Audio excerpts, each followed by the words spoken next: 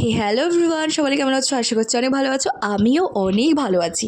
তো এটা হচ্ছে আমার 31st লুক। কেমন লাগছে আমাকে কমেন্টে জানিয়ে যেও। তারপরে আমরা চলে গেছিলাম ভট্টনগর বাজারে কিছু সবজি আর চিকেন কেনার জন্য। টুম্পার দেখেছো ঠান্ডাটা কী পরিমাণ লেগেছে। আর এই পাশে পূজা নিজের মুখ দেখাবে না। তো কী হয়েছে আমি তোমাদেরকে আমার মুখটাই দেখাচ্ছি। তো তারপরে তো সবজি কেনা ডান, আমরা চলে গেছিলাম মাংস কেনার দিকে। তো এখানে আমি চাইনি মাংসটা কিনতে, আমি পাঠিয়েছিলাম টুম্পাকে, কারণ আমি গন্ধটা নিতে পারি না, খুব প্রবলেম হয় আমার। এবার তোমরা বলবে খেতে পারো, হ্যাঁ পারি। তো এখানে তারপরে চলে এসেছিলাম বাড়িতে। এখানে আমার বাবা কাঠগুলো জ্বালিয়ে দিয়েছিল, আমার মা নিয়ে চলে এসেছিলো মোমো। আর এই ঠান্ডার মধ্যে আগুনের পাশে বসে মোমো খেতে কার না ভালো লাগে।